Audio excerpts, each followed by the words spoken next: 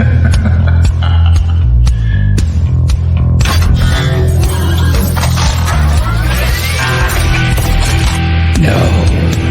they can't get far. Escaping the realm of darkness, the paranormal guys are on a quest to find the answers to the hard questions of where the normal meets the paranormal and the weird, and where the natural meets the unnatural. So grab your holy water, call your mama, and get ready for the Paranormal Guys podcast. Woo! It's Halloween time. I know. I'll do my Halloweeny joke again. No. that was actually funny. You know what? Tell everybody the Halloweeny joke. Do it. Just do it. All right. So why don't witches date ghosts? Why? Because they have Halloweenies. You see, those, ladies and gentlemen, that's a dad joke. That It is is.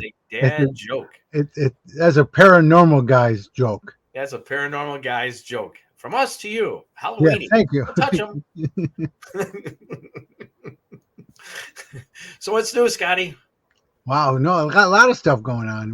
I started a new show, which is really cool. Talk about it. Voices from Beyond with Scotty Rourke. That's got like that would actually be a good TV show, wouldn't it?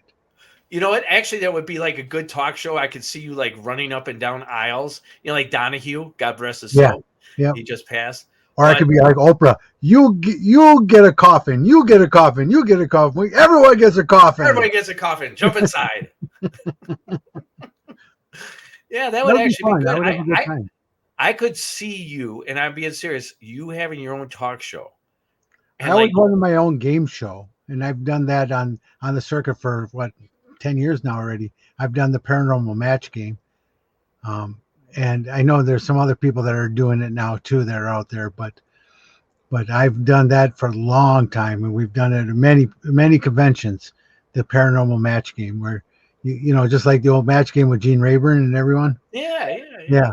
And we do the paranormal version of it, so it's really fun. So what would we do? We would find some single people, yes? No, they don't have to be single for this. They can just be anybody from.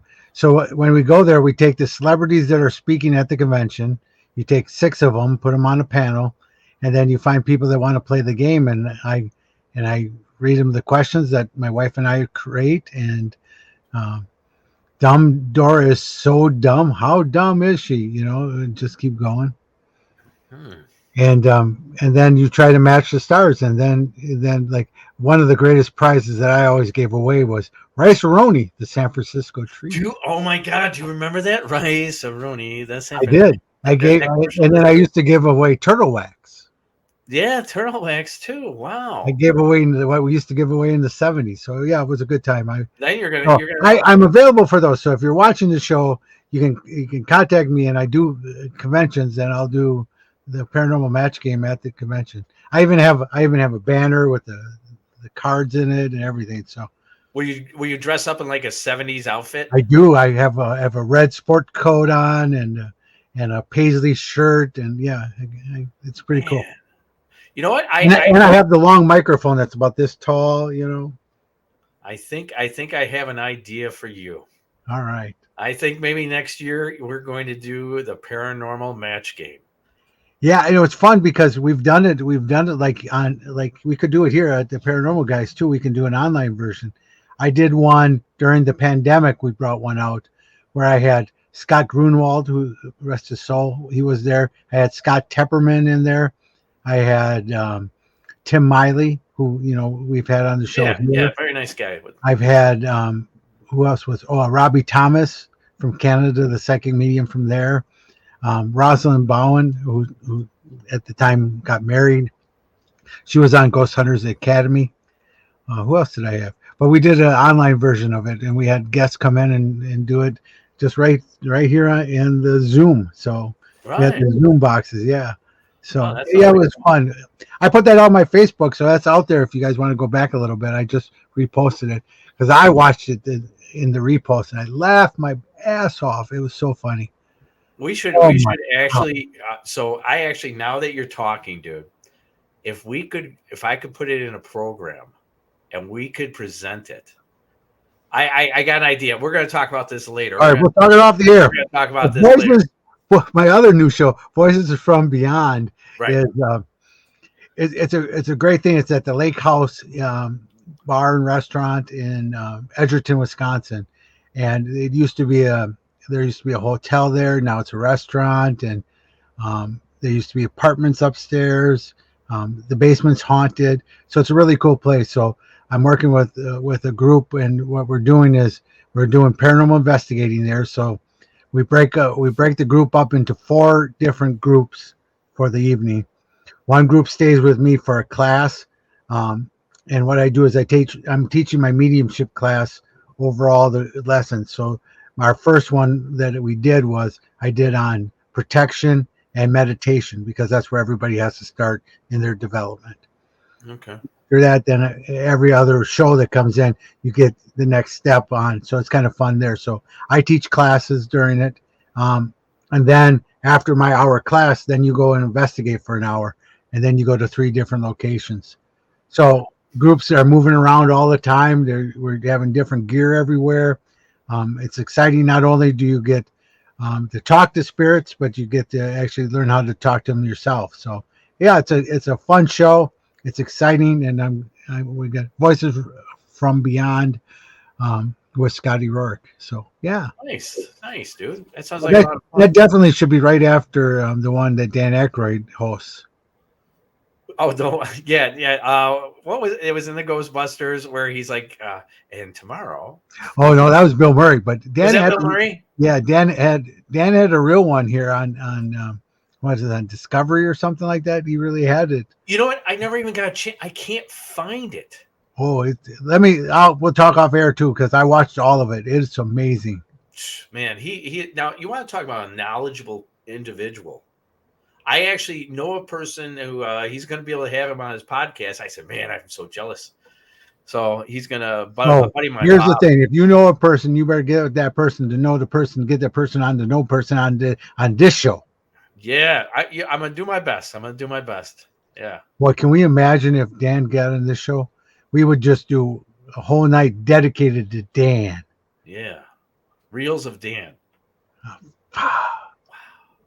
Well, yeah, I've met Dan, and but I actually was in a show in Chicago with Ernie Hudson, so that was really cool. Yeah, you told me about that. Yeah, you did. Yeah. Ernie is a great guy. He was a lot of fun, and he actually called me a real Ghostbuster. So he goes, he's the real Ghostbuster. Yeah. So let's get into the news. Yeah, we have the news tonight. So hey, we gotta get going with the show. We gotta get ready for the show. Time to go. Do you want to go first, or you want me to go first? It's up to you. You go first tonight. All right, I'm gonna tell you what, sir. Let's start out with weird news. The Paranormal Guys. Weird news.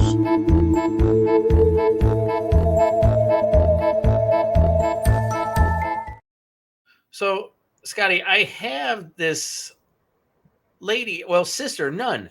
Sister Wilhelmina Lancaster was a founder of the Benedictines of Mary, Queens of Apostles. All right. A monastery in the small town of Gower, Missouri. Oh my God, what is wrong with what kind of Mississippi? All right, let me get back to it. Say it again. See if All right, I'm gonna start. Sorry, right. ladies and gentlemen. Sorry. Sister Wilhelmina Lancaster was the founder of the Benedictines of Mary, Queen of Apostles, a monastery in the small town of Gower, Missouri. She died in 2019. When monastery members exhumed her body in April 2023 to relocate it inside the chapel, they found that it had not undergone the typical stages of decay. Why was Missouri nun's body exhumed? Well, Lancaster died at the age of 95 in 2019, and her sisters buried her on the grounds of the monastery. She was exhumed in April 23, nearly 4 years after her death. So the sisters could move her final resting place inside the abbey of the monastery that she founded. Sister Wilhelmina founded. The sisters expect to find bones. Sister Wilhelmina's body was not embalmed. Now, I want to. What? That's crazy right there. Right. Not embalmed. Right. So she was not embalmed. So this is a picture of her not embalmed and brought up at 4 years later. 4 years after her death at the age of 95. 4 years. So she would be 99 there. Right. And she didn't decay or anything. No, but you want to know what? All right, so maybe now they say that if things like this happen, let me pull down this picture for a second. They say if these things happen, that a priest or a nun or someone in the cloth can be brought up for sainthood. That's one of the qualifications for sainthood. I've heard of it, but I think there's other qualifications as well. Yeah, there better be. Just if your body doesn't decay, you can become a saint. Now, here's the thing: is a lot of people don't know, but Diet Coke, a lot of diet products, actually have embalming fluid in it. Yeah. And I'm not saying, and I'm not knocking sisters or nuns or anything like that. But my point to this is there's so many products out there nowadays that preserve the bodies without a lot of embalming. And we don't know that. A lot of people don't know that. I only came across the articles. How can you go still? That's crazy. Yeah. But I mean, don't get me wrong. She looks 4 awesome. years. She looks awesome for 4 years dead. Yeah. Imagine that. You look awesome for being 4 years dead, my dear. Yes, you look great. You're looking good. But a lot of people don't know is that maybe she drank a lot of Diet Coke. Maybe. You never know. There's so many products out there nowadays. I mean, does it and the other question I have, if this is, I'm trying to understand, why is this a thing for sainthood? Because the body, and I've heard of this before, where bodies have not decayed. And, you know, we know of, what's his name? Lenin from Russia. Right. He's still looking pretty darn good for a very long time of being very dead. long time dead. Yeah. So do you think that he should be? But Lenin should be a saint? Right. I'm just saying, I now understand my ignorance. If I'm being ignorant and I don't understand, I apologize. Yeah, me too. I don't understand. But so please, if you do, write us in. Write Neal at gravesideparanormal.com. Yep. Yeah. And let us know. We'll bring you on and you tell us what's going on. Yeah. So I thought that was a pretty cool article, and you know, God bless her soul. But I just thought it was really cool. Article to share with everyone. That's cool. That's really cool. So kudos to her and kudos to Diet Coke. You're doing great. All right, what do you got? I got my Diet Mountain Dew tonight. Oh, do you drink that? Actually, that flavor there, Diet Dr. Pepper and Diet Mountain Dew are actually pretty darn good. They are really good. Yep. Yeah, they're not bad. All right, so what you got for us, buddy? I got, for everybody that wants to do something this fall, you know, because it's October already, you can still get out there and do a bunch. UFO sightings. Nice. Let's see what we got here. You know, UFO sightings have fascinated the public for decades, sparking debate, speculation, and inspiring some of the greatest sci-fi movies ever. E.T., Phone Home. One of my favorites. Yeah, it is. In an unclassified report by the Office of the Director of National Intelligence revealed that over 50% of unidentified flying objects in the U.S. remain unexplained, suggesting some of could be indeed be UFOs. But which state is the most likely to spot one, and where are the strongest believers? To find out, we kind of did some analyzing to include UFO sightings, light pollution levels, survey data on UFO encounters across each state. So the number one, give me a drum roll on your big belly. I'll give you a drum roll, buddy. Montana is the UFO hotspot of the U.S. with 1,011 reported sightings of flying alien objects, home to famous first documented UFO sightings in 1950. The Mariana incident, the Montana has low light pollution levels of 27.08, offering prime conditions for spotting extraterrestrial objects. In second place, is Delaware, believe it or not. Delaware has reported 420 sightings. Now, see, much different, but Delaware is a lot smaller. Roughly 1 per 1,000 residents, thanks to clear skies, light pollution of 31.25, plus a staggering 80% of Delawareans. Now say that quick. Delawareans. There you go. But that's better than The only thing I Missouri. pronunciated correctly today. You can't say Missouri, but you can say Delawareans. Yeah, I can say that. Admit that they believe in UFOs. 80% of the people in Delaware believe they do it. California tops the list with the staggering 16,354 sightings. But then again, how many more people live in that state, Despite its aliens from the sky are illegal. What are we talking here? No, the sky ones. This is all sky, not okay. the illegal. Not the ones in the asylum either. Never mind. We won't be talking. No. Stop that. Despite the light pollution of 57.37, because there's so many lights in California, the state's skies remain a magnet for mysterious objects. About 24% of Californians believe in UFOs, with 7% claiming personal sightings. So here's the list. So like the David Letterman, the list, the top 10 list.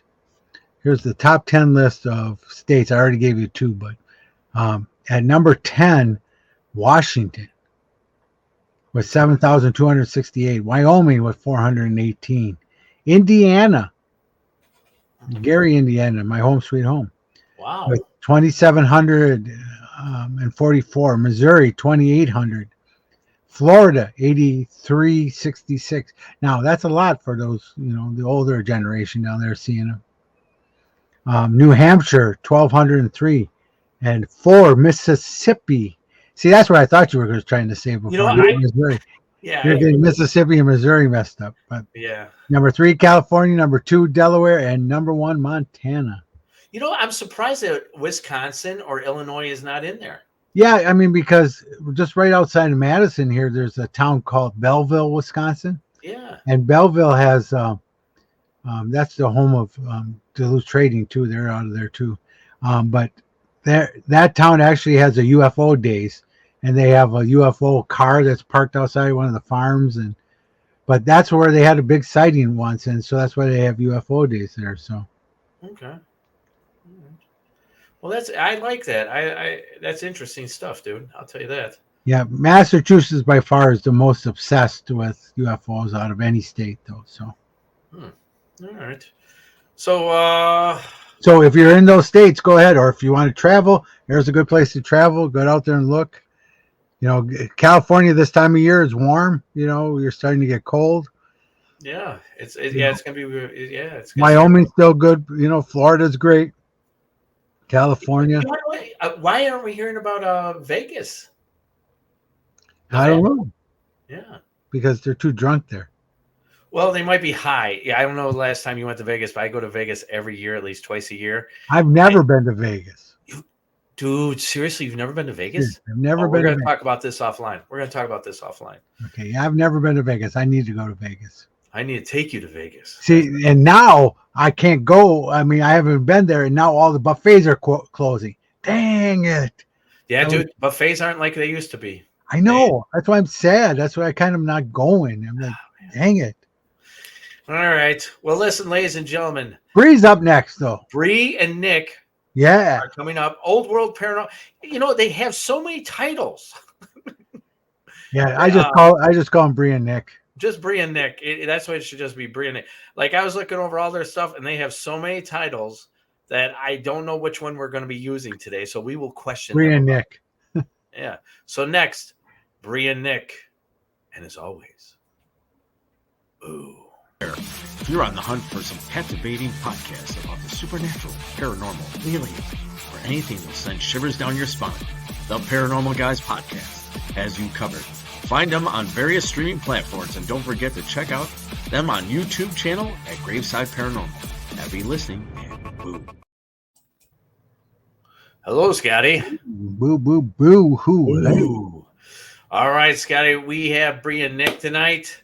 We're going do. to ask them some questions. They've been at a place called the Ross House, so I'm going to bring them on right now. They are exhausted. They are tired. Nick's been working in that house. I seen him using a screwdriver. He's got to do something about wallpaper. So that Yeah, you wallpaper guys, just wallpaper doesn't do it. behind you. I don't know if that's something from like Willy Wonka's where you guys can lick it and get a flavor off of it. I don't know what that is. That's crazy stuff back there, guys. Yeah, she's going with the 1940s look because that's the year that the family that owned it prior to her dad purchasing the property. Yep. They moved in 1940 and lived here until the last family member passed in 1990s. Wow. So you guys, how long you guys been working on the house for? I've seen you like all week long. We got here Sunday night. Yeah, Sunday night. And I saw a video of. I'm gonna pull up this video. I'm gonna show Nick. He's talking about you only got 3 hours of sleep. Let me pull up this video real quick here. All right, guys, we're on day 2. Floors.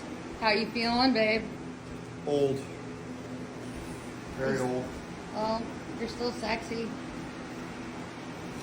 So, as you guys know, wall is down. Look at how amazing. Getting some shelves filled with some spooky items. This room is about completed. And then Cindy and I are going to be working our magic. You ready to work magic in here, Cindy? Of course. And we're going to be putting furniture back in, getting everything all tidied up and squared away in here while Nick finishes the floor in there. But a lot of really cool changes are being made and coming to the Ross house. If you haven't made your reservation, make sure you do it. You don't want to miss this out. And make sure you do a double booking. Because, trust me, your second night, Crazy. it's going to be crazy. They did not let us sleep last night. So Nick and I are working on how much sleep, babe? A couple hours. Yeah, that's... Maybe 3. Yeah, that's being generous. All right, guys, we will see you live later. All right. I mean, that floor you're doing, Nick, that thing looks fabulous. You want to come over to my house, brother? The pay's good. Oh, I got Schlitz and Funyuns. That's the great stuff right there. Yeah, I got all that good stuff. I'm just floored by the work you do.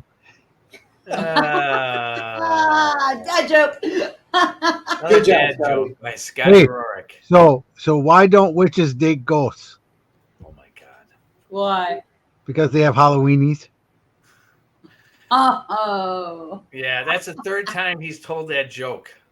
I know. I love it. Yeah, I can That's tell. a good one. It's cute. See? All right, so Scotty, let's get away from the dad jokes for a moment, my friend. No, we cannot. So, Nick and Brie, what got you into this? Tell us about this Ross house. What got you interested into this? Well, was April. We were at the Bump of the Night Society's Paracon, and Cindy was there, representing her place. The Bump of the Night crew has had Publix here, and we came down here once when we were staying at Bellaire with Bump of the Night, and Sean Austin came over for a while and stuff like that. We came over and met Cindy. But at the Paracon, she was talking, I think, to Brie about how she was trying to do some renovations here, but she really can't afford to hire somebody to do it.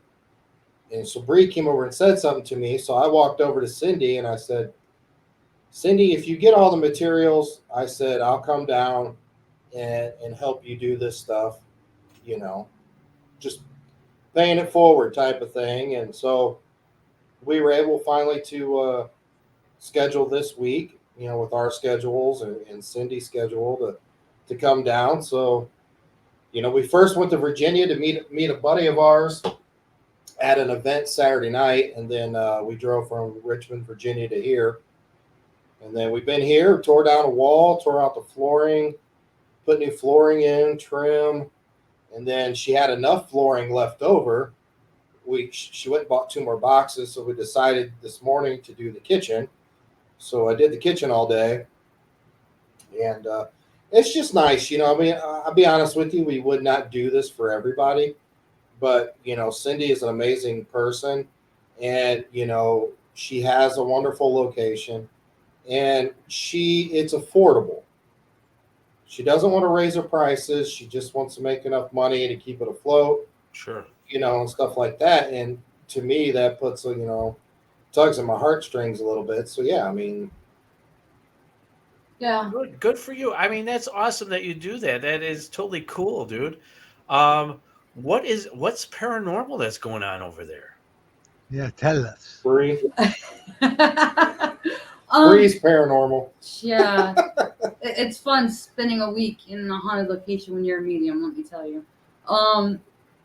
Belle, you gotta understand when you live in a location, and I'm not the house, but like the area, the town that you're in.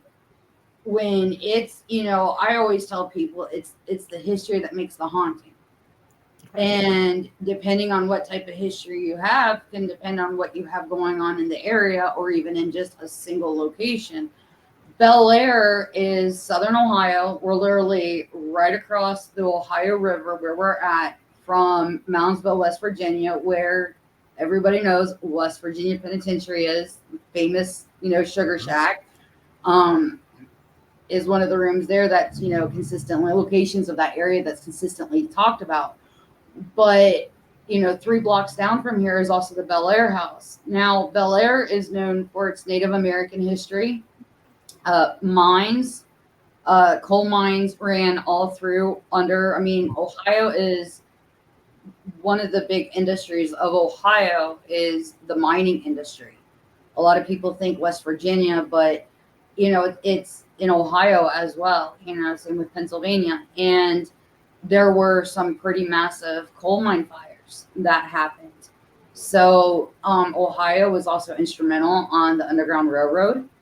So you've got that history that ties into it as well. And a lot of people don't understand, they question, why did they always go to Canada? Well, just because you went to a northern state didn't mean you were free. You literally had to get out of the country. And so, there's plenty of stops up. Even in Wisconsin, you still see the barns where they've got the quilt patterns on the sides, indicating if they were safe places and if they could come or if they had to hide, if they had to wait, if they had to go to the next location. And, there were bounty hunters, which is why they had to cross the border into another country. They couldn't chase them into Canada. So, you've got the Native Americans, you've got state penitentiary across the river. Plus, you got to think of the river itself. We're only 500 yards, 700 yards from the river. We're really close to the river. Right. That's cool. If the new highway was not built literally in front of the house, we could see the Ohio River. Yeah. So, in 1964, where we are at right now, there was 47 feet of water. So you've got boating accidents, you've got floods, which of course and unfortunately there were drownings, and, with the settling of the state too, Morgan's Raiders during the Civil War were constantly going back and forth between Ohio, West Virginia, and also into Kentucky.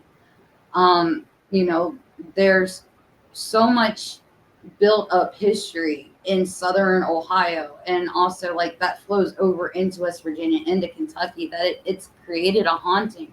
Now, with this house, one of the spirits, I can tell you, he did own a home across the street before the highway was built. Also across the street was the volunteer fire station. And How big is the highway? It's 2 lanes going north and then 2 lanes going south, or east and west, however you want. Yeah, east and west. And that would be Ohio 7. That's right across the way from us. But with the house here, I know that there's a spirit here. And Al, and he was a coal miner, and he's been showing me the fire that he got trapped in. I'm just thankful I haven't had to relive his death yet. But you know, he's one of the pieces of the puzzle here. There's other spirits that come and go. Last night we did a dowsing rod session, and I was able to verify that there was 15 spirits. I had 15 in my head, and I said I've got a number in my head, and before I could even ask, we've got the epic yes no box that actually like speaks the yes no as well as light up, and the epic starts going yes yes yes, and I asked, you know, is there 15 spirits here? My rods immediately crossed a hard yes, and the tripwire went off.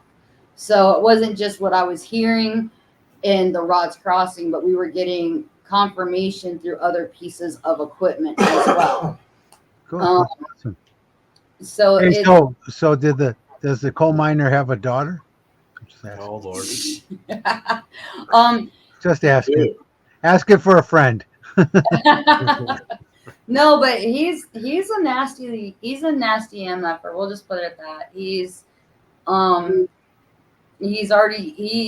not evil. A lot of people are like, you know, they'd be like, oh my God, is he evil? And no, he's not evil. There's nothing evil or demonic about the Ross house. But he's pissed off. He's pissed about how he died in a fire. He's ornery. You know? I know, Brie you and I have talked about this a lot, about evil. Yeah. And the lack of there. Oh, yeah. And people just tend to go there all the time. And that's, you know, I'm glad you brought that up, because we've talked on the show a lot about that not necessarily is it really evil. It's just the fact that he's pissed off. You know, yeah. A lot of and he's a ghost yet, because that's why he's still pissed off. He hasn't crossed over enough to get, you know, to release. And Neil and I have had fights over this already. You know, not drag outs over this, but yeah, we've had some sit downs with this. This spirit has it acted out physically against either one of you or anyone in the home? Yeah, there have been reports that he doesn't like women. He thinks of women, from what he showed me, as sexual objects, you know, to be seen, not heard, which is very coherent with the time frame period of when he lived and how women were treated during that day and age, especially in coal mining communities. You know, you were supposed to literally be barefoot, naked in the kitchen and chasing around, you know, half dozen kids. You know, so that's my household. I wish. Don't go. You don't want to see Neil naked. Jesus, no. It's terrible. His wife is totally clothed all the time, but Neil's running around naked. That's disgusting. Yes, oh God, come on, Neil. The neighbors are always calling. Oh, Neil, could you put your clothes on? No, but you brought it up, Neil, not me. So what got you? Yeah, I know. I'm sorry. What got you interested in the Ross house? How'd you hear about it? Well, I personally got to meet Cindy at my very first Paracon that I was a participant in, having my own table last year at MadCon 6. Okay. And I was launching my brand. At that point, I just had my hashtag. A lot of people know the hashtag Be Like Brie. Yeah. And I was looking for locations that I could go to that were historically haunted. I'm a history nerd to the core. She's a nerd. And I am. I will wear that badge with pride, baby. But the thing that I love, and one of the things that Nick and I have similarity with it is we both love historical locations. We love the historically haunted. I'm not a nerd. No, I'm the nerd. You can't look this good. Can't look this good, dude. Well, I'm done, guys. It was good talking to you. Right, have a good night, man. No, being the nerd. You're the one that's have a good night. See you later. Italian that's grumpy all the time. I got to be the cute, sexy nerd. I even got the glasses. Come on now. But wow. Is there a domestic about that again? Do I need to call 911? Yes. Everything all right? Yes. Hey, Nick, do you feel safe? Blink once for yes, twice for no. Exactly. Okay, good. Help me, guys. Help me. Yeah. That's not what you'll I'm be saying. sending beer right now. Here we go. Send the beer. But no, like I loved going to historical locations because especially with COVID, you know, we lost a lot of historical locations. They didn't have the foot traffic coming in, and a lot of locations they don't have enough coming in, and they're barely able to make the bills month to month. So they didn't have the savings to fall back on, and a lot of locations also had difficulty depending on how they were incorporated or not incorporated, you know, LLC'd or not, they Right. couldn't get funding. And, you know, as I started my venture into the paranormal, I started learning about a lot of locations that were lost because they didn't have the funding. Oh, And wow. so my thing that I've tried really hard, and what's really cool is that now Nick and I are doing this together is, you know, we're trying to help the hidden gems. We're trying to make sure that they're known, to help get their name out there and help in any way that we can to, you know, help get their revenue up, you know. And that's what, when I met Cindy, she wanted me to come out and, you know, highlight her location. And then we ended up meeting up again when we came with Bump in November. And then the end of March, going into April, we were at the Paracon. And she was telling me about, you know, the different needs that she has within the house. And, you know, she's a single older lady. She's feisty as hell. Oh my God, you guys would love her. You've got to have Cindy on at some point. Yeah, she's her nickname is Juicy Pants. So, Oh, little Miss Juicy Pants, you say? but, She's gonna kill me now. oh, you're so dead. But You make cookies at least? well, I mean, and Cindy is just, I mean, she's a firecracker. She doesn't take any shit, but she's got a heart of gold. And she's been nothing but extremely supportive of myself. And then, you know, when Nick and I got together, huge supporter of our relationship and seeing what we're doing together. And I started working, we started working with Brooke and Zach, the owners of the Wildwood Sanitarium, and helping them out with different renovations and restorations, preservations that need to be taken there. And I We reached got out. all the Asians. All the Asians, Covered. yes. And so I had to give Cindy a phone call, and she had seen what I was doing, you know, like what I was going to be doing at Wildwood, and I was telling her about it. And we ended up doing a group call, and we set this up to come out here. And while Nick's working on the floors and tearing the wall down, I'm helping with, you know, staging the house, getting it. Man, she got to go in there and make my sandwich. Make I my did do sandwiches. that. Make my I sandwiches. did. I made 2 yesterday, thank you. But Two. you know, Two like sandwiches. her family going back to 1952, they owned the resale shop right next door, a furniture store. And it's actually connected to the house. You can if you've got a large group, you're actually able to not just investigate the house, but you've got access through the second floor where you can investigate now the building with all of these antiques and hand-me-down pieces of furniture that have come from estate sales. And I know I did a walkthrough with her because we were picking out different pieces of furniture, trying to help her get to the 1940 timeline and make sure that it's laid out correctly and how to get the house flowing all as one, you know.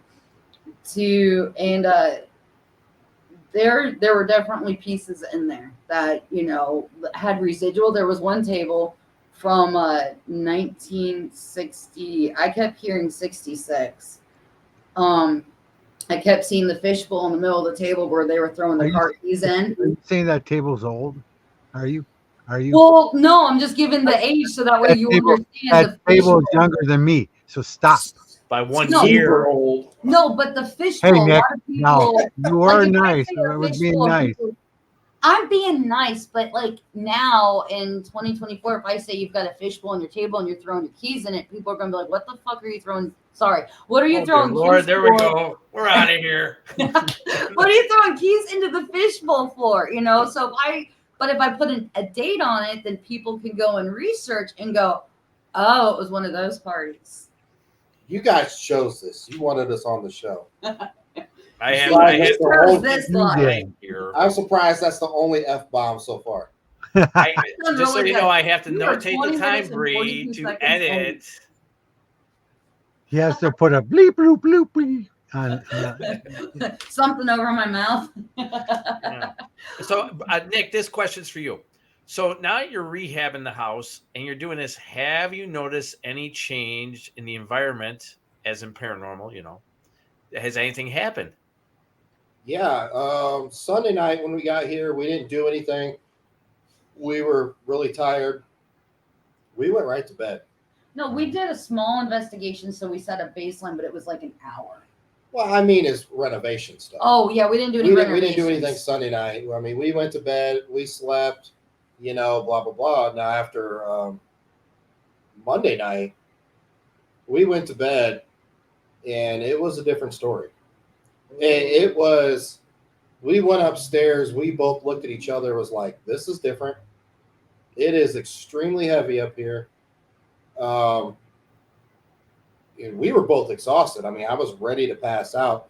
As soon as we got in bed, it was like there was no sleeping.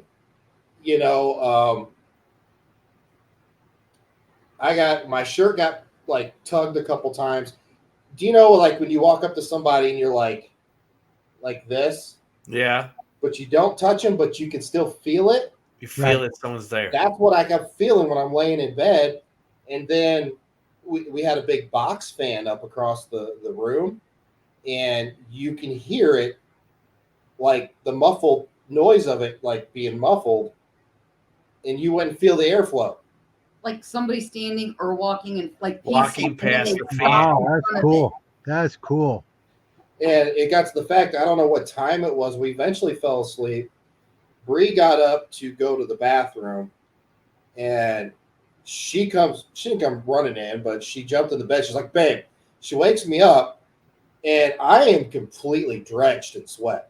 But mind you, there's an AC unit in the window that we've got set to 68 plus the box fan. And when I went to the bathroom, when I was sitting on the toilet, I was literally peeling my shirt off of me because I was also drenched in sweat. And I was like, why am I like, it almost like it was that disgusting where you feel like you need to take a shower, like ew.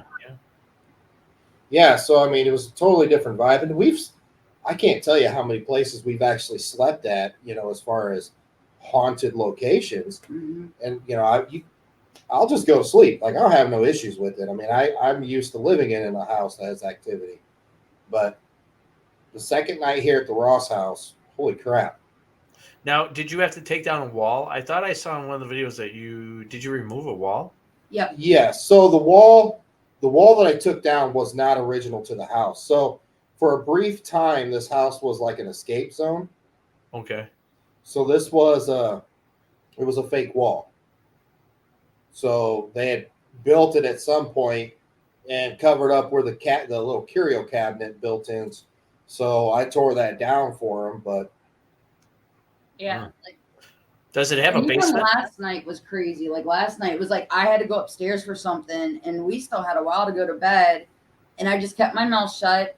He had to go get his stuff, and he came back downstairs because there's a bathtub upstairs in the bathroom. There's two bathrooms here.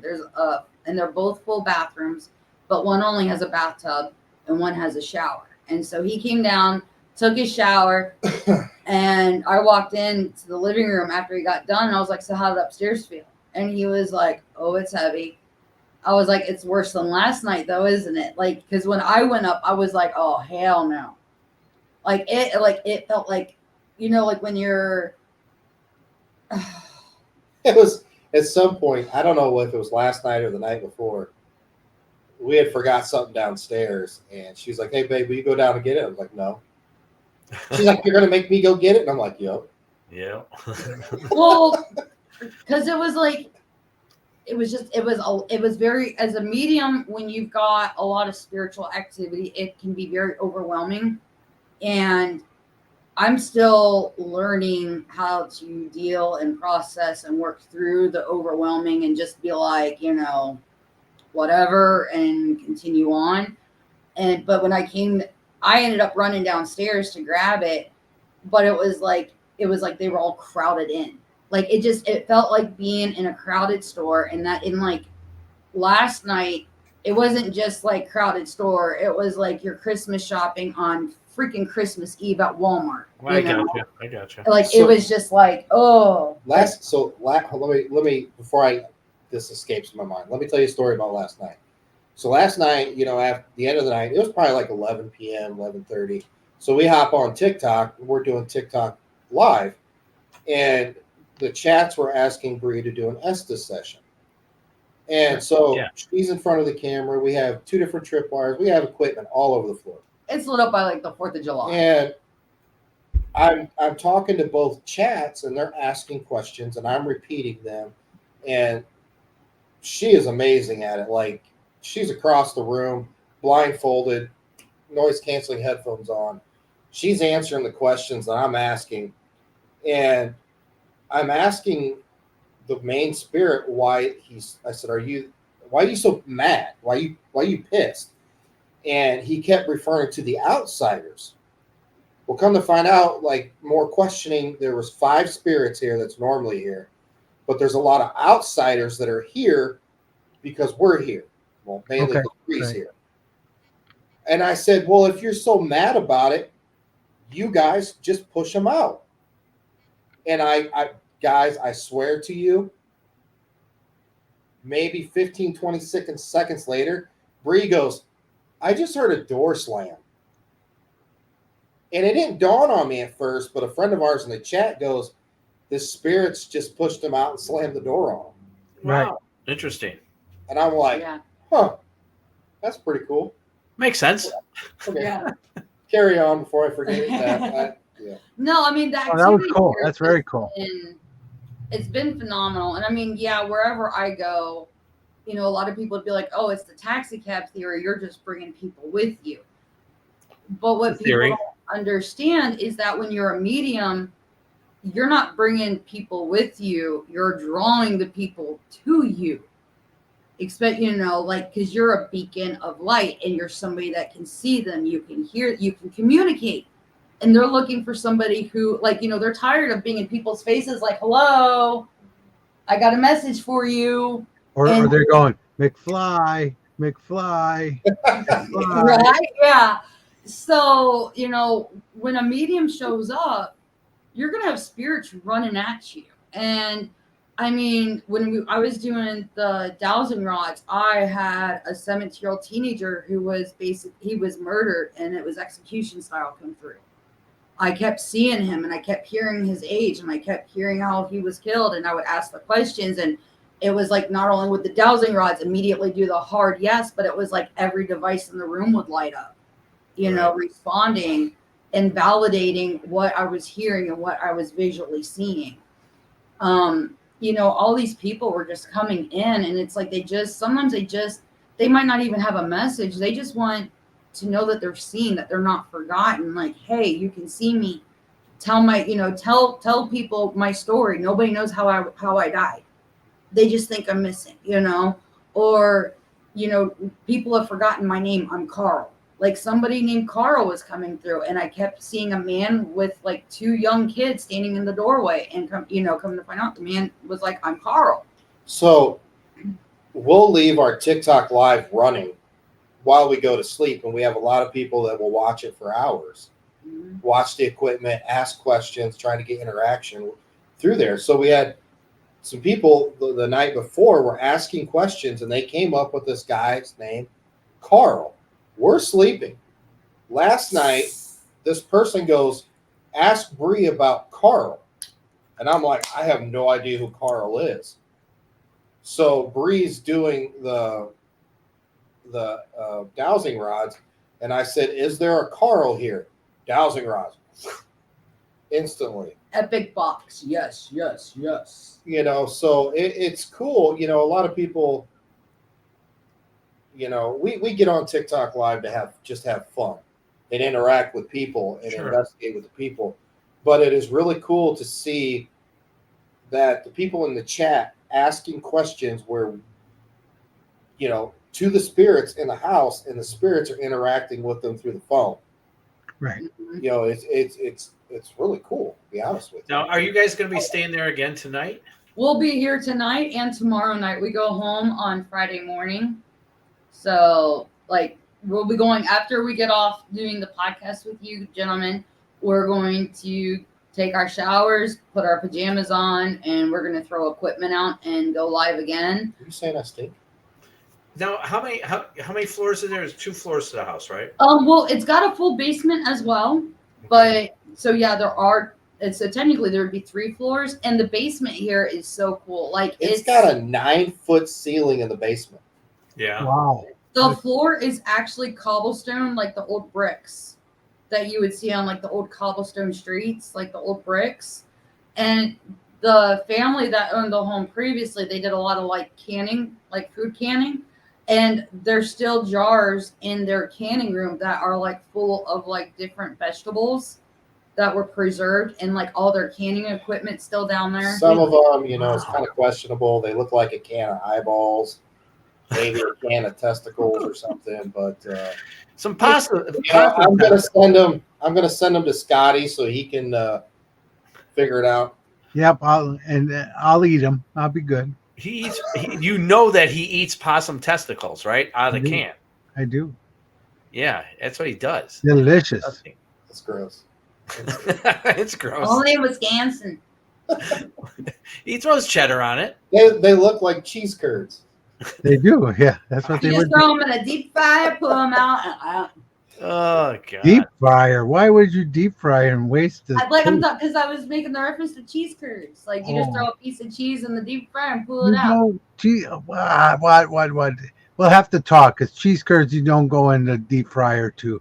Those There's are a place. those are the Culver's version. Yeah.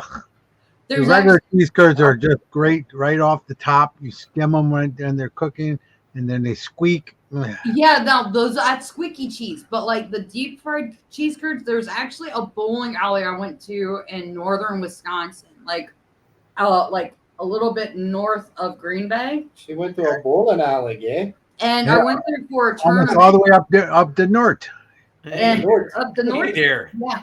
And well, I was there for a tournament, and they made their own homemade like deep fried cheese curds, and they would just take the squeaky cheese, roll it in breadcrumbs, no egg, nothing like that. Just roll it in the breadcrumbs and throw it in the deep fryer. Oh, the best freaking cheese, like deep fried cheese curds I ever had.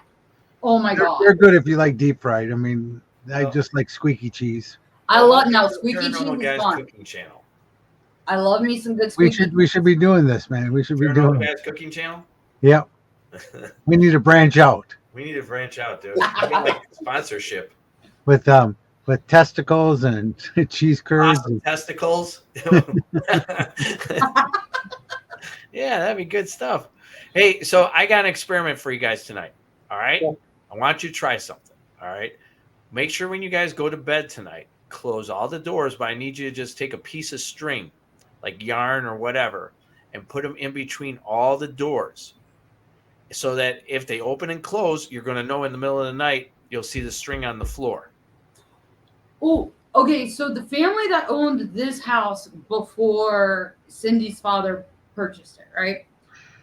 He actually bought this house. Now, like I said, they were here for about 50 years. They bought the house strictly to breed chinchillas because chinchilla fur was less expensive and it was cheaper to raise chinchillas than any other kind of animal, and it wasn't illegal. So there's a room upstairs that's called the chinchilla room because that's where all the chinchilla cages were. And he put some equipment into the chinchilla room last night, and now this room feels off. Like it feels like I don't like it, and I don't know if it's because of the animal lover in me. Like I don't like what was done. I kind of feel like there's spirits here that don't like what was done either. Like even though like it was on the up and up, like I feel like it's not favorable with some of the spirits that reside here. And I do believe there's a couple of chinchillas running around too. But anyways, he actually put a piece of equipment out that detects static, electricity, and it was facing the room. And this morning when I came out, I actually got I took a video of all the equipment. So we had a regular red REM pod out, which those are super easy to trigger. we have a black REM pod that's actually built so it's harder for it to trigger. So we know when this one goes out, it takes a huge, massive energy to like make it go off. So it's more valid than like the red REM pod everybody has. We had trip lights, we had my necrophonic box, we had the epic box, we had a K2, we had the static pod. And so we had stuff going down the hallway towards the stairs and then also off the small hallway into the chinchilla room. And so everything was dead this morning except for the tripwire, the necrophonic box, one REM pod that was inside of the chinchilla room on a desk. Was there something else that wasn't dead? But everything was dead. Like everything was dead. And like the static, I don't know if it's a static box or what, but it was actually spun sideways facing a wall. Oh, so somehow or another during the night it turned. Yeah. Oh, okay, physically. Wow. What's interesting is, a lot of that stuff we put out because obviously it's flashy. It's good interaction for people on the chat, visual. Sure. But the necrophonic was running. It's interesting. So you're laying in bed, you're hearing it run, and you'll hear, Nick, come here. Then you'll hear, Brie, wake her. And you're like, bro. Oh, yeah, they had a full conversation the other night. Where's Brie? She's in bed. Is she sleeping? I think so. Should I get her? Yeah, I'll go wake her. And I'm like, son of a bitch. I'm awake. All right. So you want to know what's interesting? I know we're talking about the Ross house, but when you and I met, Brie, it was Kat. It was Kat. I had her on a couple weeks ago. Me and Scotty had her on a couple weeks ago. And she was telling me, oh, you got to see Brie, because I had the one box that I have, that big spirit box they call the Anahata box, right? Yeah. We had it up in the Broadhead Manor, and actually that was my first time up on that second floor. I've been there before, but I never really investigated it.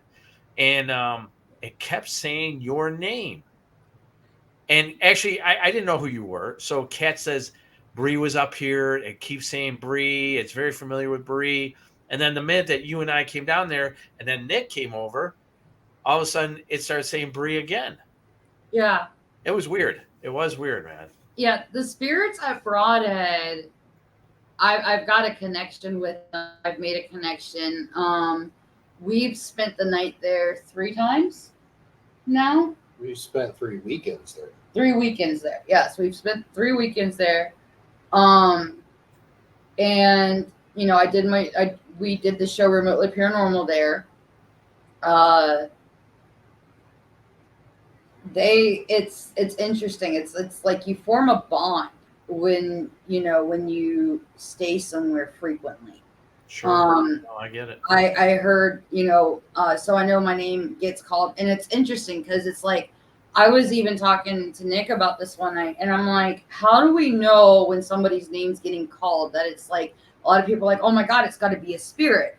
But what if it's like our residual energy that we've left from being there so frequently, and it's us talking to us, right? Like that's a weird theory, man. That's an interesting weird theory. Like it's us saying our own name, and we're hearing it, and we're like, oh my God, there's got to be a Mike, because Mike is such a common name. But it's interesting because I've been like Broadhead, I've been too frequently. I know my name gets called there a lot. I've been asked for, like, when's Brie coming back? Go get Brie. That happens not just at Broadhead. That happens at the Haunted Hinsdale House. That happens at the Wildwood Sanitarium. That's happened. There's a couple other locations that's actually happened at too. Do you know why it happened? At Monroe one time, and that was weird because I'd only been in Monroe twice, and one of them I spent the night by myself at. Oh, you been to Monroe House? Yeah, I actually did. That was I've the been first there too. episode of Remotely Paranormal was at Monroe. So I did the Monroe House, right? And we were there. At first, I didn't think, I'm like, oh, there's a bunch of bull, this house. There's a bunch of bull. Then, and I always explain to people, it's about the evidence. It's what you gather. And I should have just said, Neil, stop being so negative. Remember, it's about the evidence. And we got this one that said Neal. It goes slowly. It goes Neal. And then it pauses. Please kill, kill, kill. And we're like this. We're like, what the hell? And the disembodied voice, so I hear voices out of my left ear only. And I'm hearing this lady in the house.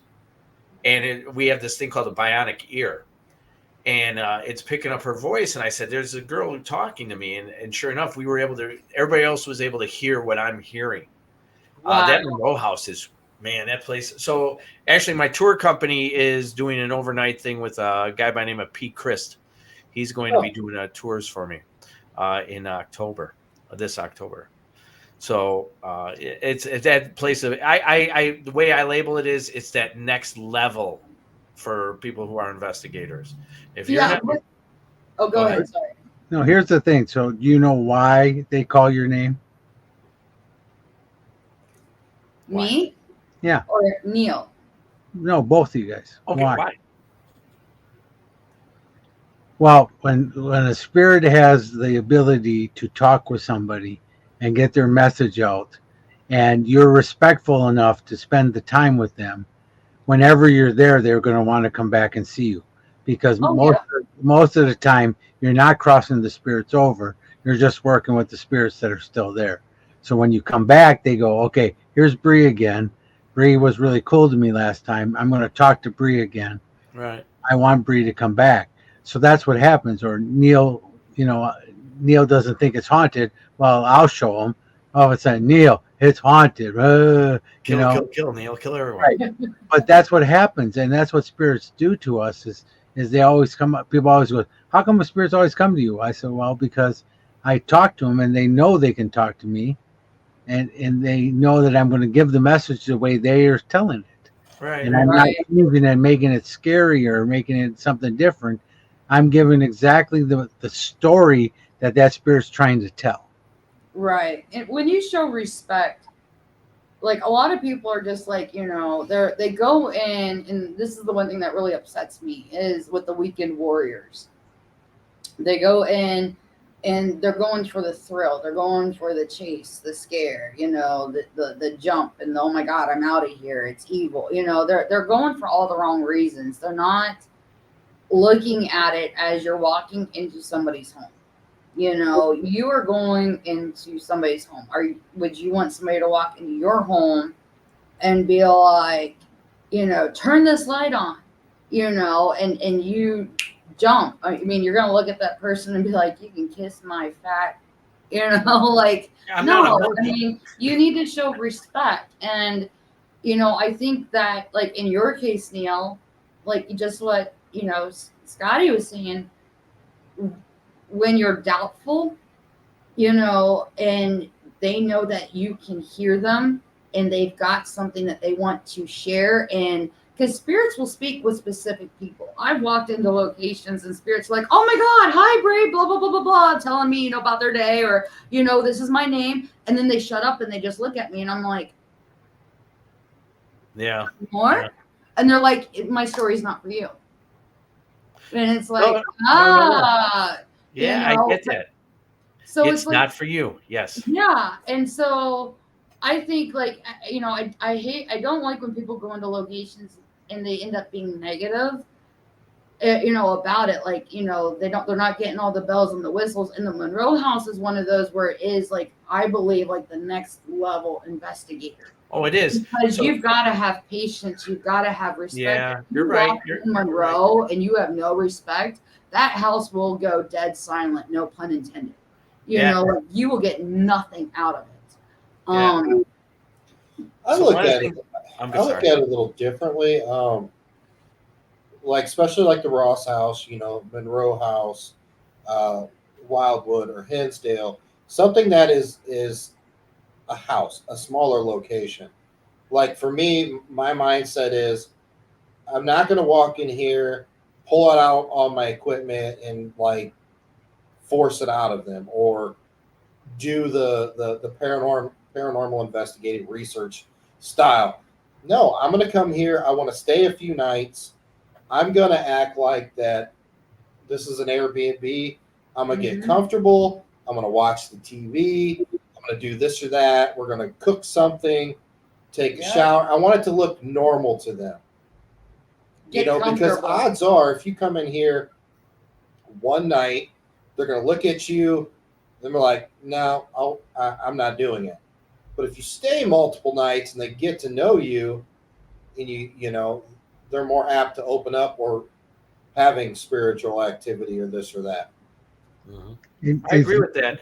It's exactly right. It's just like you would do it if you're going to your friend's house. Right. If you're going to your friend's house for the weekend, you're going to get your friend to do a lot more for you than you would be if you're just going to go to somebody's house you've never met. You're going to be very standoffish, and you're going to end up going to bed quickly anyway. So it is about respect. And our biggest thing, my biggest thing is there's room out there for the people who want to go and be scared. Yeah. And that's fine. Just go out there, and if that's what you're going to do, then say it. Don't tell me you're a paranormal investigator. Don't tell me that you're a researcher. Don't tell me this. Just go out there and have fun, because the paranormal is fun. Spend your time. Go to the big things. Go to Waverly. Go to the bigger, go to Ohio State Reformatory. Go there. Have fun. Get scared.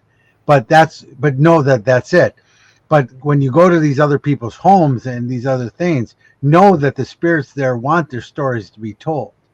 And you need to be respectful enough so they tell you, so then you can pass them along and help get those stories out. Right. All right. And how? Sorry, I always get on my soapbox. You're fine. No, because every show I'm on a soapbox. Right. Well, the three of us have had some pretty good talks together. We have. Unfortunately, you end up having to leave. So, but at Spirits in the Spring, the three of us got a chance to spend time together, and I feel like the three of us are very much on a lot of topics, very much on the same page. In agreement. Yeah, I agree. With a lot of that. I agree, because when the first time I met you both, it was just like we clicked right away, and it was like you could tell that we were kindred souls, and we've done this before together, because it was just really cool. You don't do that with everybody, but with you guys, it was just like right away. I was just like, whoop, got it. Yeah, Nick, I got a question for you. Hey, wait, you got something to say? No, this is actually very important. Is that camera moving? Just hold on. Is that camera moving? First time I go out to dinner with Scotty, we're having a conversation, we're talking, just chilling. He leans over, he's like, "So, do you like to eat testicles?" And I said, "What? Huh? What the fuck's wrong with you?" I'm kidding. Well, go ahead. I gotta edit that out now too. No, we don't have to edit out testicles. We can talk about that. Oh, we can talk about testicles all day long. You want to talk about testicles? We'll talk testicles. No. I thought he said testicles. Go ahead, Neil. What you got? I have the balls to talk about testicles. Now I have a question, Nick. Are you moving that camera? Is your feet touching the? I did move it. All right, I just want to make sure, because I saw that camera kind of moved. Yeah. No, okay, that was you. All right. My big ass feet. All right. You should see our setup right now. It's on a folding chair. Here, I'll take a picture of it. So, how can people, after you guys are done working on the Ross house, how can they get to want to investigate at the Ross house? Contact Cindy or contact the Ross house. Okay. No, here's the cool thing is that if you actually text Cindy, now the number is on the Ross house Facebook page. If you send her a text and request to schedule an overnight investigation, use the code Team Brick and you'll get $25 off your investigation. And how much is she charging to investigate the home? For you, Neil, it's $1,000. Thank you. I know that she's running a special. If you bring testicles, it's $1,010. Okay. And when will you guys be done with the work, and then people can start coming back to the home? Actually, Friday night is an investigation, so everything's going to be done. The kids, all the flooring's done. Cindy and I actually went to the store today. I helped her with picking out some items to make it a little bit more fun, but a little bit more functional. and organized in the kitchen with the coffee bar, some extra amenities for bathrooms, and just, I'm trying to help her with making this be a place where people can come and feel comfortable, and it be like that Airbnb feel, but have that spooky edge to it too. I highly suggest after Can we get a picture of Scotty to hang up? That would be pretty spooky. Yeah, I could do that. Can we get but a picture of Scotty in a thong? We'll have it hanging over the bathroom so I can watch you go to the bathroom. Yeah. I mean, that would all be the construction part is done. I got it done in 3 days. So tomorrow is mainly just bringing furniture back over, cleaning and stuff like that. Yeah. And how many people could probably investigate the house?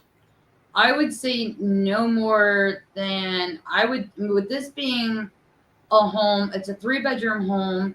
You've got a parlor, a formal living room, a dining room, the kitchen, 2 full baths in the basement. I would say no more than like 5 to 6 people. If you're going to do a larger group, then that's when you can also request to investigate the store that's connected to the house, because then you've got more room to spread out. Now the shop is 3 floors itself. It's 2 floors of furniture, and then it's got a full basement as well. All right, cool. Very cool. Hey, I just want to say thank you very much. I know I can see Nick is tired, and I appreciate you guys spending the time with us. I truly do. No, this is awesome. Thank you so much for having us on. I got nothing else to do right now, so we can keep going. I don't know. You want to just keep going? We can totally keep going. I just have is a vape okay? Yeah. Okay. I just we're not smelling it. No vaping. It's not coming over. 2-foot bong. That's good too. That's really good. Grab your bong, grab your bottle of Jack Daniels, and have a can of Schlitz, and let's get to town. Yeah. No,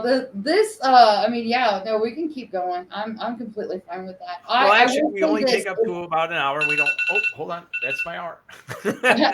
Sorry.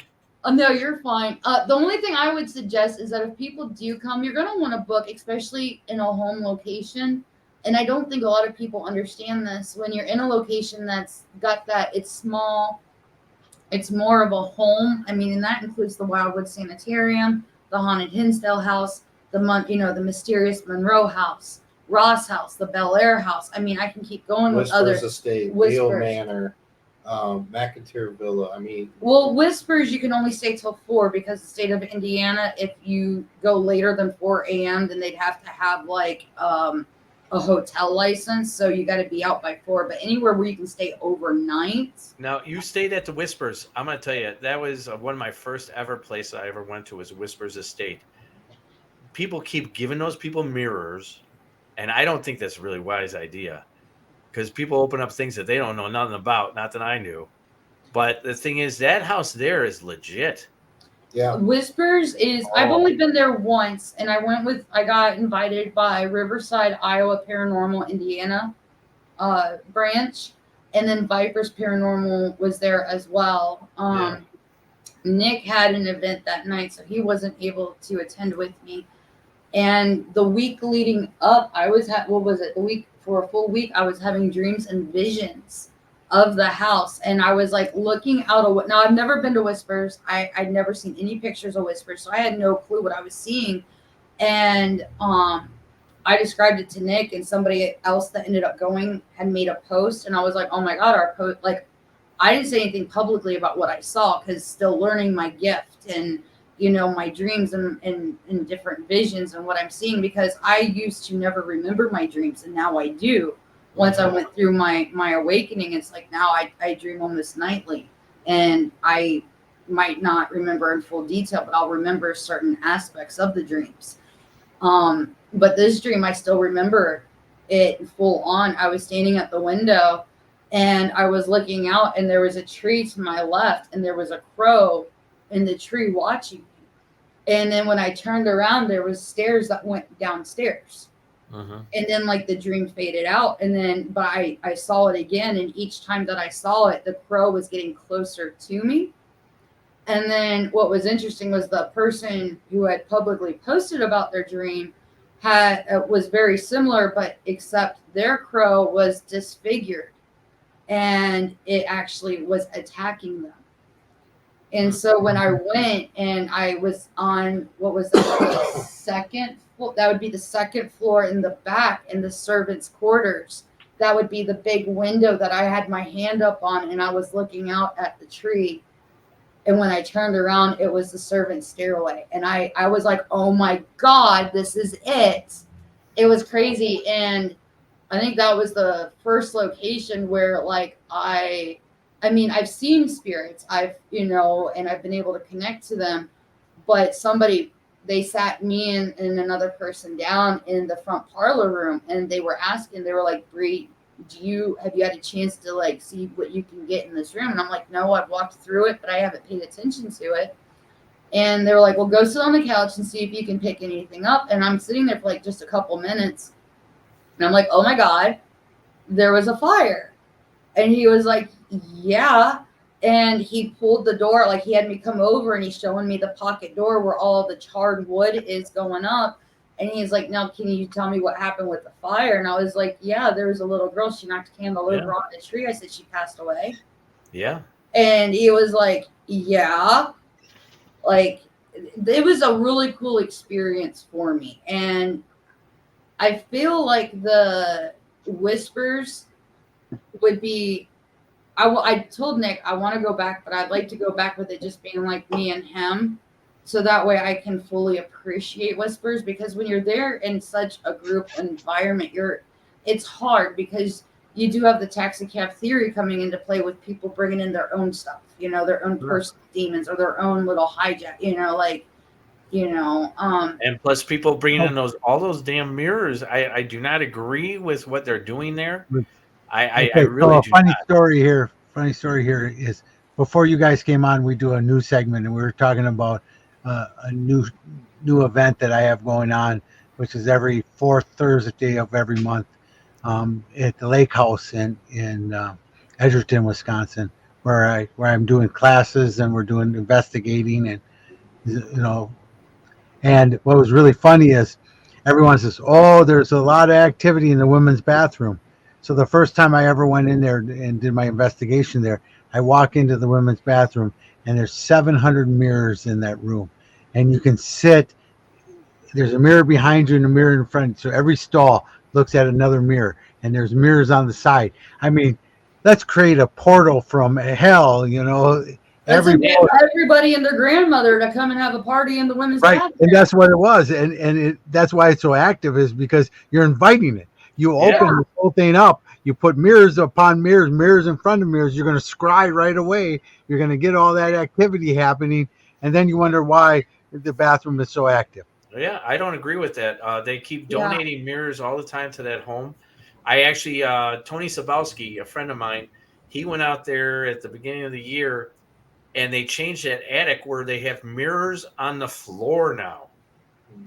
I said, what the hell is that? Man, you are asking for some dumb shit stuff to happen. So, I got two unique stories of whispers. So I've been to whispers way before I ever met Brie. Okay. Yeah. So on the second floor, the little girls' room, okay, where they have the two beach balls. Yeah. Right. Yeah. One is filled up and one is inflated a little bit. Yeah.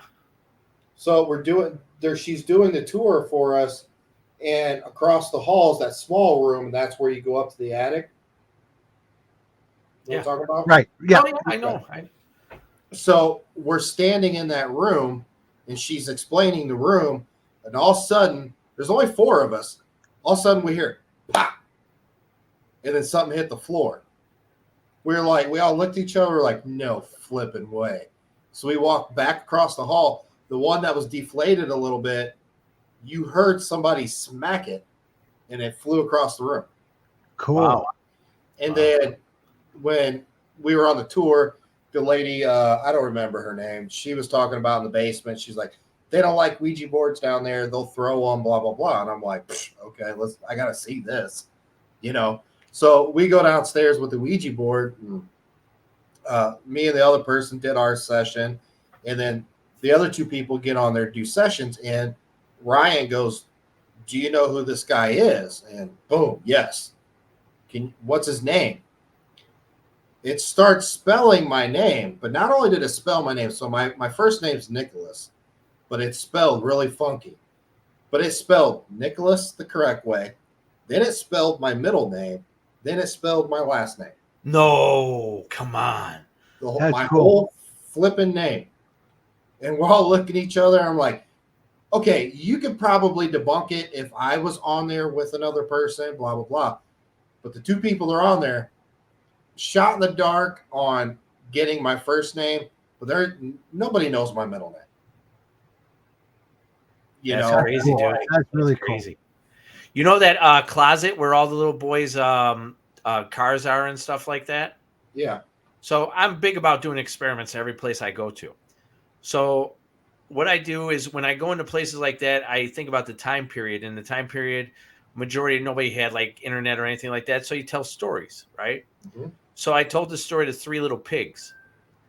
And when I'm telling this story, after I get done with it, I say, hey, if you want me to tell you another story, open up one of these doors. Because supposedly those big, thick, heavy doors, and you've seen them, they'll open on request. So I requested it if you want another story. And in our video that we have on our YouTube, Graveside Paranormal, you see the door just open up. And you hear the handle turn and it opens. And I'm like this. I'm like, oh my God. It was crazy, dude. It was totally crazy. Hey, what's more stories? It's amazing because if you really dive into it and you think about it, it's simply amazing because you're talking about something that is on a spiritual plane, is just made of energy, and they're able to come into our dimension, our reality, grab our things and move it. Right. That is just amazing. Energy, man. That's some strong energy, man. Oh, yeah. I mean, when you think about the fan, the fact that we could not feel like in a room with the AC set at 68 and a box fan pointed on us too, and we both woke up drenched in, I mean, how they would have to block that. It's like, you know that there's masses of energy for them to move things, for them to touch you, and play with equipment and make the equipment set off. But for it to block airflow, like it just makes you, it takes your thought process to a whole new plane, because it's like, how? And for us to wake up, like we were joking the next day. We thought we pissed ourselves.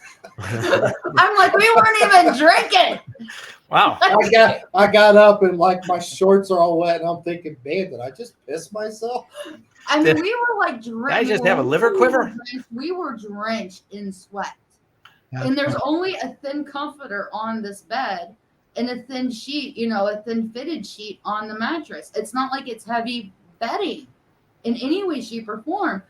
And it's like, how could they, like, just trying to think about them blocking the air and how long they would have had to have blocked it for us to get that hot, that wet and sweat, I'll have Brie take a picture of the room and send it to you guys. Okay. So you can visually see it. Okay. Yeah. All right. Hey, guys, I have to call it a night. I do. Night. Yeah. Oh, wait, I called it. Sorry. Okay. So I appreciate both of you guys and your time for being on tonight. We shared a lot of where we all have gone: Monroe House, Whispers Estate. Wow, that's amazing. So I just want to say thank you very much. And this episode is going to be coming out in October, and right around the spooky time. And if people are interested in the Ross House, they can either go to Cindy or the Ross House on Facebook, and they can go ahead and reserve there. Correct? Yep. And if they send her a text, because her number is there on Facebook, just shoot her a text with your name. I'd like to reserve. She is open during the week as well. It's she runs 5 p.m. to 9 a.m. Monday through Sunday through Thursday, it's 5 p.m. to 9 a.m. Same thing on Friday night as well because of the shop next door and the need for there's not a lot of parking here. But then on Sunday you can stay a little bit longer because of the store hours. So, but if you use the code Team Brick, you will get a $25 off your booking. Well, I think I'm going to grab Scotty maybe this winter, and maybe him and I will go out there. Oh, it's definitely worth it, but make sure, like we said, do 2 days. You're definitely going to want to do a 2-night stay here. Let them acclimate to you, and because the second night, it's so worth it. Like, you definitely get your money's worth on your second night here for sure. So will me and Scotty have to share the same bed? Well, I 100%. Awesome. Get like I'm hot happy. like that Our again. single beds. I mean, you guys can stay in the chinchilla room. It's got 2 twins. But are you guaranteeing me it will get hot and sweaty in the one other room though? Yeah, we'll get hot and sweaty in any room. Jesus, stop it. All right, ladies and gentlemen. Hey, wait, you forgot a big thing. What? Brie and Nick have to tell us how to find themselves.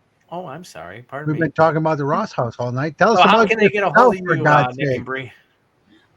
You can find us on Facebook. If you just look up Nick Carboni, you can look up Brie Hollingshead. You can also find us, shoot a message to the Olde World Paranormal Society. You can get a hold of us on the team page that way. You can find us on TikTok, Instagram, Facebook, YouTube. We each have our own YouTube channels. If you just look up Paranormal Trip and Brie, you can typically find me on every platform. Look up Olde World Paranormal Society. OLDE. Yep, it's Old English. So, Olde World Paranormal Podcast. You can check that out on every streaming platform. Or not streaming. Well, I hope platform. I could be on your paranormal podcast. Me and Scotty should come on. Yeah, let's make it happen. Hell yeah. I do the booking, so I can get a hold of you guys and definitely get you guys set up on there. And then Definitely. head over to Amazon. Look for my new book that's out, A Paranormal Legacy and the Ugly Truth. I promise you it's going to be a great read.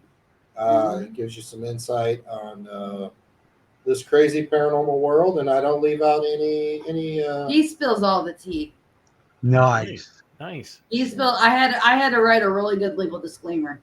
Let's put it that way. 2 of He them. spills all the tea right down his pants. Right? I did. Oh, dear Lord. All right. With that being said, say right thank you now. again, Nick and Brie. And Scotty, you have anything to say before we leave? Nothing Okay. disgusting. No, I just want to say, boo. I'm the one who says boo. I know. Like always, boys and girls. Boo.